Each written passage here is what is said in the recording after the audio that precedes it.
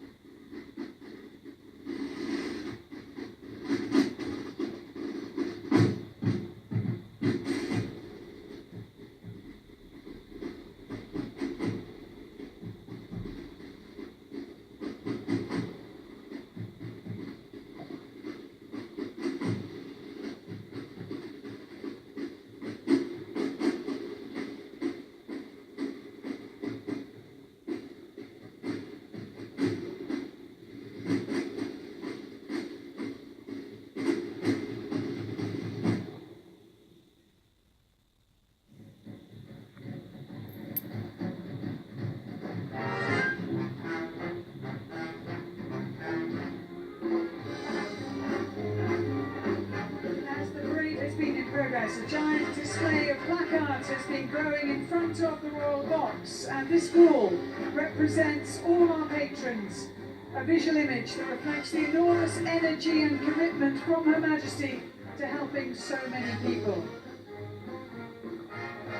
And now a special appearance from the great British ballerina and Strictly Come Dancing judge Darcey Bussell, who has been hugely involved with the choreography of our finale.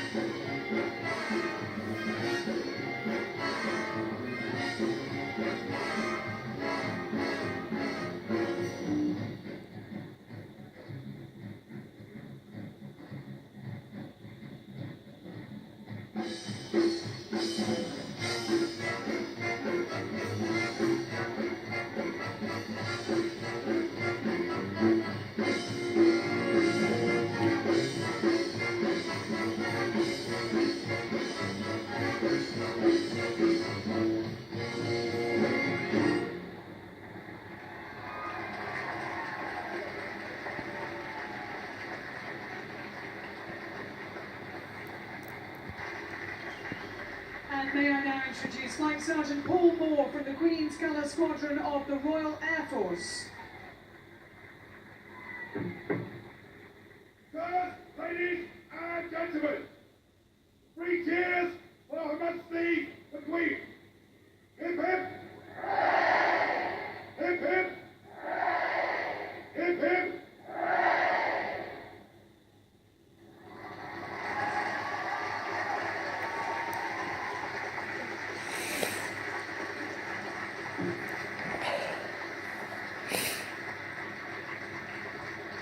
From the youngest to the oldest and those who have come the farthest, a huge thank you to everyone who has taken part today.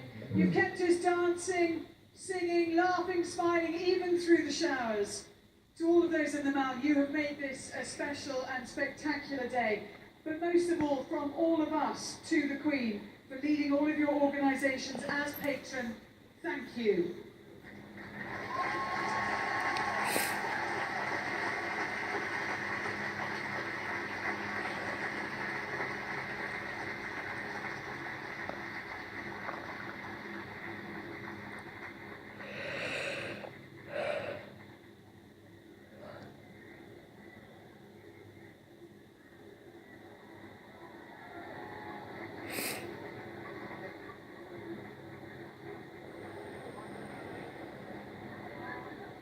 And there we have it then, the conclusion, almost, of a rather special day on the Mall here in London. Something of a two-way process. The nation and indeed those 600 charities saying thanks to Her Majesty for the patronage that she has given them and for all the endless hours and interest that she has shown. And indeed the Queen saying thank you to them for being part of today's very memorable so far celebrations, I think.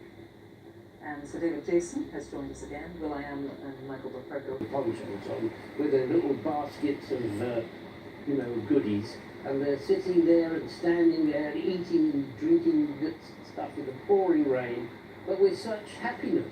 They're all smiling and jolly, and they can't wait to pass on their good wishes to you and showing the genuine affection, I think, that they have for the Queen. She's a sort of like a glue that holds the country together, I think. Well, I'm so interested in what you've made of today because, of course, you're a performer, you're a musician, you're a very noted producer, and everything that you do contributes to our contemporary cultural life. But what we saw here today, you in part, I think was beautifully sort of hand-knitted and old-fashioned in its way, some of it. You know, to see a parade these days seems like something that, when we've got all the social media we've got, when we can go and watch YouTube and anything happening around the world at any point, it's a different note. It was a different way of celebrating. What did you make of it all? Well, it's like past, present, and future. So Right. you're celebrating the past in the present with everyone capturing the moment like they're the BBC themselves. Right? So everyone has a camera, Yeah. putting it on social media, one to many, all at the same time, just capturing this moment. It's amazing. So it wasn't old-fashioned, it felt current to you. Yes. Yes, Michael Morpurgo, when we spoke in April on the Queen's actual birthday, one of the phrases that you used was the Queen, this person who has been in our lives for 90 years and been a monarch for 64 odd years, is a sort of, you said, a kind of golden thread that runs through our culture, that part of the enjoyment of Queen Elizabeth II is the continuity that she brings us as a culture. Just explain a little bit more about that. It's an interesting thought. Well, we trace it in our lives. I mean, when I first was aware of this lady, I was a small boy. She was already part of my life just post-war, when this country was rather grim and grey and depressed. And really her presence when she became Queen and the hope that that brought has been part of the growth of this country into a time of blessed peace. I think this is what we mustn't forget. She has presided over a time, 70 years of my life really, when yes, there have been wars here and wars there, but this country has turned its back away from the world wars, the great tragedies, and she's been part of that turning round. And it seems to me has changed in monarchy so much now that we do feel connected to her. She's not in this big palace down the road. She and her family, through the work they do with charities, are connected to us more and more and more. And that's down to her. That's down to the spirit that she has brought with her. And she has adhered to, she's been constant, you know. She's the granny, she's the great granny of us all. And I think that's why she is so beloved. Even by people who are not monarchists, they respect what she has tried to do for this country. And as David said, it's this glue, it's this knitting. And we have precious little knitting. This is a time when things seem fractured. And her family has been. And I think it's our line. This is where we come from. These are our roots. And we adhere to her, I think, and this system because we feel, I think, both comfort from that, and we feel a sense of who we are, the sense of belonging. And sense of belonging is key. It's absolutely key to our society. And she's part of that. She's part of what fuses us together. Bless her heart. So David Jason, what about that? In a time when people say, you know, and surely we all are, you know, we're international citizens. We travel more than we ever have. We have access to more images and understanding of more parts of the world than we ever have. And yet, on a day like today, people want to be in the streets and they want to be watching it on television. What do you think that tells us about ourselves? Well, I think that Michael is absolutely right.